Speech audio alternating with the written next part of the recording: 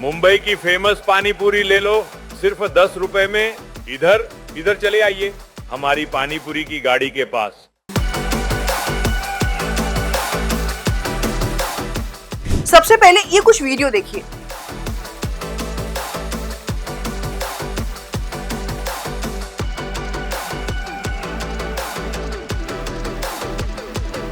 देख लिया? अब जरा खुद से पूछिए कि क्या जो आपने अभी देखा वो सच था या फिर सच की शक्ल में तकनीक का खेल। और ये सवाल इसलिए क्योंकि अब सिर्फ फोटो ही एडिट नहीं होते, अब आवाजें क्लोन होती हैं, चेहरे बदले जाते हैं और वीडियो इतने असली लगते हैं कि असली नकली का फर्क करना लगभग मुश्किल हो जाता है। और फिर सामने आती है डीप फेक की दुनिया। जी हाँ, डीप फेक एक ऐसी एआई तकनीक है जिसमें किसी व्यक्ति का चेहरा, आवाज या हाव भाव इस तरह से बदल दिए जाते हैं कि वो बिल्कुल असली लगे। मशीन लर्निंग और न्यूरल नेटवर्क्स की मदद से वीडियो या ऑडियो में इतनी बारीकी से बदलाव किया जाता है कि आम दर्शक के लिए सच और झूठ के बीच अंतर करना बेहद कठिन हो जाता है। और यही वजह है कि केंद्र सरकार ने इसी एआई जनरेटेड और डीप फेक कंटेंट को लेकर एक सख्त कदम उठाया है। दरअसल सूचना प्रौद्योगिकी मंत्रालय यानी ministry of electronics and information technology ने नई संशोधित गाइडलाइंस जारी की हैं, जो 20 फरवरी से लागू होंगी। नई guidelines Facebook, Instagram, YouTube, Twitter और स्नैपचैट जैसे सभी सोशल मीडिया प्लेटफॉर्म पर लागू होंगी। नई गाइडलाइंस के तहत किए गए बदलावों में 3 बातें अहम हैं। पहले है 3 घंटे की समय सीमा यानी टाइम लिमिट। दूसरा महत्वपूर्ण बदलाव है हर एआई आधारित कंटेंट पर स्पष्ट लेबल लगाना। और तीसरा बदलाव तकनीकी स्तर पर है। चलिए एक एक करके उन्हें समझते हैं। अब अगर किसी एआई आधारित या डीप फेक कंटेंट को सरकार या अदालत आपत्तिजनक घोषित करती है तो संबंधित सोशल मीडिया प्लेटफॉर्म को उसे सिर्फ 3 घंटे के भीतर हटाना होगा। ध्यान दीजिए, पहले यह समय सीमा 36 घंटे थी और अब सिर्फ 3 घंटे, यानी जवाबदेही 12 गुना तेज कर दी गई है।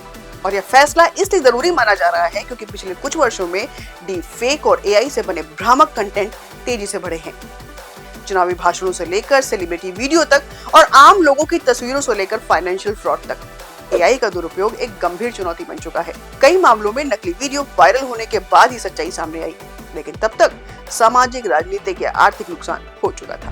और अब ये बदलाव सिर्फ समय सीमा तक सीमित नहीं है, बल्कि हर एआई आधारित कंटेंट पर स्पष्ट एआई जनरेटेड लेबल लगाना भी अनिवार्य होगा। विजुअल कंटेंट में कम से कम 10% हिस्से में साफ दिखना चाहिए और ऑडियो में शुरुआत में स्पष्ट चेतावनी होनी चाहिए। इसके अलावा कंटेंट में मेटा डेटा एम्बेड भी जरूरी होगा। मेटा डेटा यानी वह छुपी हुई तकनीकी जानकारी जो ये बताती है कि कंटेंट कब बनाया गया, किस टूल से बना और क्या वह एआई जनरेटेड है। इसे आप डिजिटल फिंगरप्रिंट की तरह समझ सकते हैं, जो कंटेंट के अंदर स्थायी रूप से दर्ज रहता है और हटाया नहीं जा सकता। और साथ ही तकनीकी स्तर पर भी बदलाव हुआ है। अब प्लेटफॉर्म्स को एडवांस ऑटोमेटिक टूल्स लगाने होंगे ताकि अवैध, भ्रामक या धोखाधड़ी से जुड़े एआई कंटेंट की पहचान शुरुआती स्तर पर ही की जा सके, जिसमें बच्चों और महिलाओं से जुड़े मामलों में विशेष सतर्कता बरतने के निर्देश दिए गए हैं। और यदि कोई कंटेंट भारतीय न्याय संहिता 2023, पॉक्सो एक्ट 2012 या एक्सप्लोसिव सब्सटेंस एक्ट 1908 जैसे कानूनों का उल्लंघन करता है तो तत्काल कार्यवाही अनिवार्य होगी। और इन नियमों का असर 2 स्तरों पर दिखेगा। आम यूजर्स के लिए एआई कंटेंट की पहचान आसान होगी, जिससे भ्रम कम होगा। वही कंटेंट क्रिएटर्स के लिए जिम्मेदारी बढ़ेगी, क्योंकि अब एआई से बनाए गए कंटेंट को स्पष्ट घोषणा करनी होगी। हालांकि एक व्यवहारिक चुनौती भी है। हर मिनट लाखों पोस्ट अपलोड होती हैं। ऐसे में 3 घंटे की समय सीमा को लागू करना तकनीकी रूप से जटिल हो सकता है, खासकर छोटे प्लेटफॉर्म्स के लिए। लेकिन सरकार का संकेत स्पष्ट है, डिजिटल गवर्नेंस को एआई युग के अनुरूप ढालना ही होगा, क्योंकि अब विकल्प नहीं, ये आवश्यकता बन गया है। कुल मिलाकर यह कदम केवल तकनीकी बदलाव नहीं है, बल्कि डिजिटल स्पेस में अकाउंटेबिलिटी और ट्रांसपेरेंसी स्थापित करने का प्रयास है। आज एआई जितना शक्तिशाली होता जा रहा है, उतना ही जरूरी है कि उसके उपयोग को स्पष्ट नियमों के दायरे में रखा जाए। अब यह देखना होगा कि ये नियम जमीनी स्तर पर कितने प्रभावी ढंग से लागू होते हैं, क्योंकि डिजिटल युग में सबसे बड़ी जरूरत है भरोसा। और भरोसा तभी बनेगा जब सच और झूठ के बीच रेखा साफ दिखाई दे।